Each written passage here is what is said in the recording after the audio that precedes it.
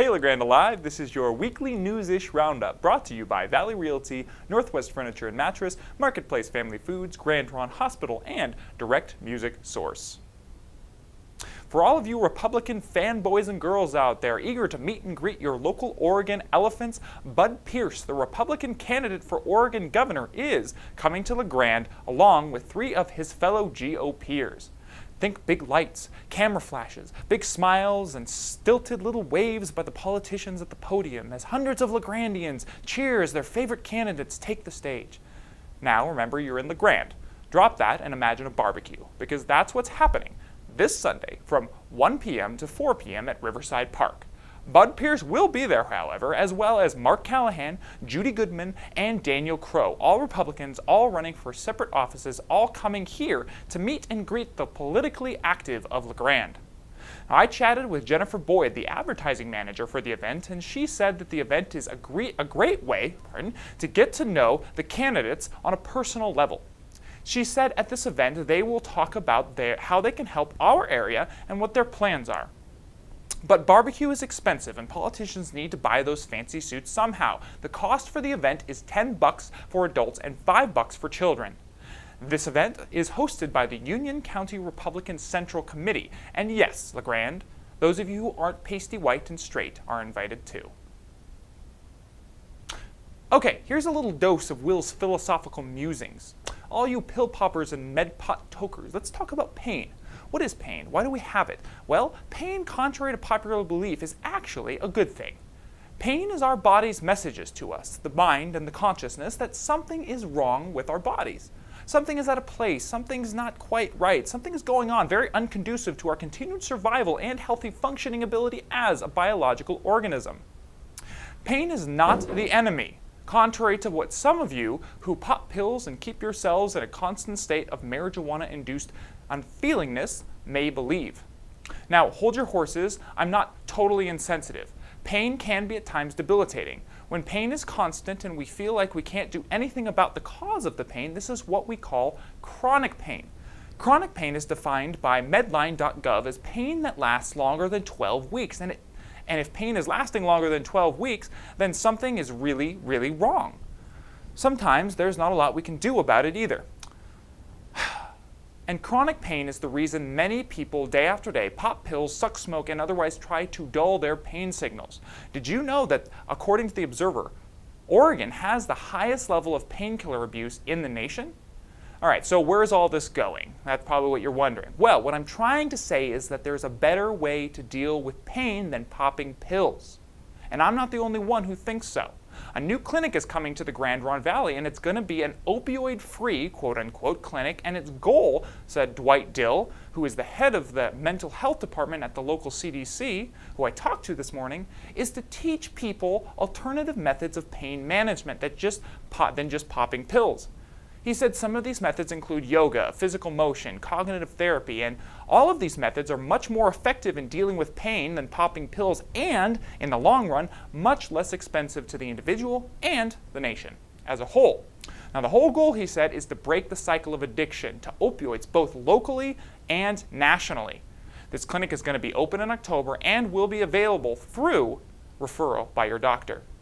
So, if you have chronic pain, don't pop a pill, listen to Mr. Dill, and ask your doctor about the new clinic coming to LeGrand right next to the EOU campus and its alternative pain management techniques. All right, it's time for LeGrand Alive's complimentary scam watch.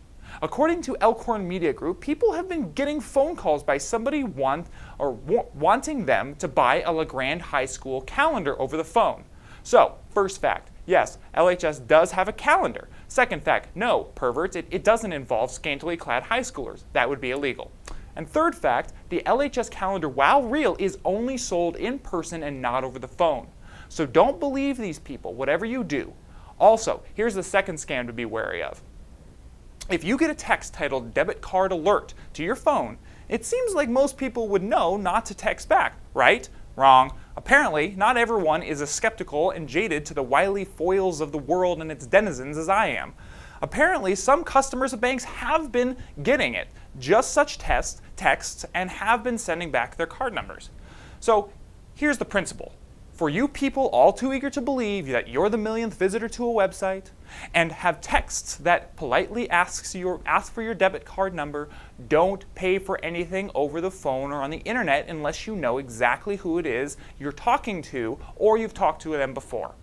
If someone unfamiliar calls you, give them nothing. Nothing, I tell you, except maybe a few snarky comments about their mothers and a hefty dose of hang-up beeps. Hang up the phone, delete the text, and navigate to another page. You're not that special, you're not the millionth visitor, and your bank is not texting you to get your debit card number over the phone. So, what else is happening in the Valley? Well, all this weekend and early next week, the Wallowa Valley Festival of the Arts is going to be getting jiggy and spreading the good news of art in Joseph, Oregon. Now, this festival began as just a single art show, but this year it has a film festival, a 20-artist end-plane air painting contest, a reception, a quick draw, and so much more. There are various costs and times for the events, and I'm not going to go into all of those here, but they can be found either in Go Magazine, where most of the information about this particular story came from, or on the Wallowa Art Commission's website at www.wallawavalleyarts.org, pardon. Also, across two valleys in Baker City, the Great Salt Lick Contest is going on. Now, the Great Salt Lick Contest is essentially a show and auction of salt block sculptures. What's a salt block sculpture? Well, a salt block sculpture is a little block of salt that has been licked by livestock. Yes, you heard right. The art is touched by the tongues of livestock. Here's the logic. All livestock licks salt. All the salt that they lick takes on weird and eclectic shapes as a result of the licking. So, let's get all those weird salt block sculptures together, sell them at a quirky art show, and give all the proceeds to benefit Parkinson's disease. The event starts at 5 p.m. on Sunday, September 17th at the Carnegie Arts Center in Baker. Also, The Little Mermaid is going on this weekend still. Showings are Friday at 7:30 and Saturday at 2:30 p.m. and 7:30 p.m. And I can tell you from experience, the show is well worth the $8 to $17 you pay for a seat.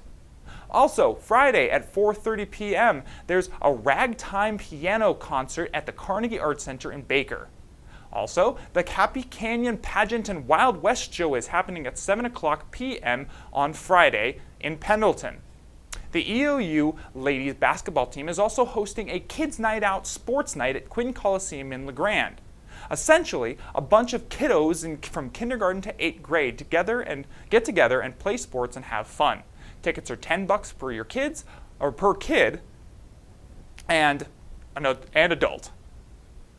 Also, last, there's going to be a fiddler show and dinner in Elgin at Rockwell Grange. The Rockwell Grange is 3.5 miles north of Elgin on Middle Road, and all proceeds of the dinner and show will help with the upkeep. In sports, the EOU Mountie football team is now 2-0, beating Montana Western on Saturday, 35-23. And with that, Tim Camp is officially the winningest coach in EOU history, according to the EOU Sports website. He's won 49 games. That's more than any other coach at EOU. And on a more corporate level, the EOU boys are now NAIA ranked 10 in the top 25 of the coaches poll, which makes you wonder, how exactly do they get a top 25 coaches poll? Don't all the coaches just vote for their own team? I guess not. It shows how much I know about football. Anyways, the next EOU game is here in LeGrand against College of Idaho at 6 p.m. on Saturday. We can all hope the boys make it 3-0 and Mr. Camp gets his 50th career win at home, where we can all see him do it. In other EOU sports news, the women's soccer team just couldn't score this weekend against UC Marquette. But then again, neither could the other team, ultimately tying the game 0-0 in a scoreless overtime draw against the Bobcats on Sunday afternoon. The women's soccer team is now 2-1-3 and will travel to Olympia, Washington on Friday to play Evergreen at 3 o'clock p.m. The boys, however, didn't have such an anticlimactic weekend. They beat Sierra Nevada 6-2 on Friday and Menlo College 2-1 Saturday to take their 4th and 5th straight wins of the season. It was their first overtime win in the program history, also according to the EOU Sports website. This team will return to the field in Olympia, Washington against Evergreen at 1 o'clock p.m. The volleyball girls also trumped their games this weekend, smashing the Northwest Christian Beacons 3-0 this last Saturday here in town. The games were 25-16, 25-10, and 25-19, leaving the Beacons just a little less bright on their drive home to Eugene. The Mounties' next game is this Friday at Northwest in Kirkland, Washington at 7 o'clock p.m. Now, taking a quick hop skip off the EOU campus, the LeGrand Tigers lost 2018 for their second loss of the season last Friday. The game was in Baker, Oregon, and the game came down to the final 3 minutes, the Tigers missing their final 2-point conversion opportunity on their last touchdown by several feet, leaving them 2 points down with just not enough time to rally the ball and return for a field goal. This is their second loss of the season, and the Tigers will travel this weekend to play in Sunnyside, Washington at 7 o'clock p.m. Don't forget to tune in to legrandalive.tv to watch the game live.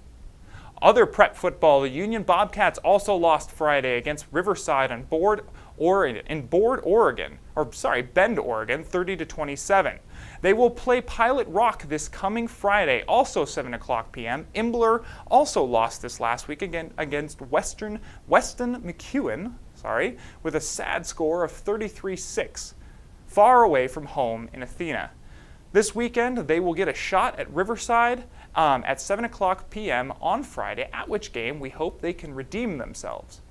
3 losses and no silver lining for the fourth either. Elgin also lost this weekend, leaving the Grand Ronde Valley dazed and confused in a winless stupor for the upcoming weekend.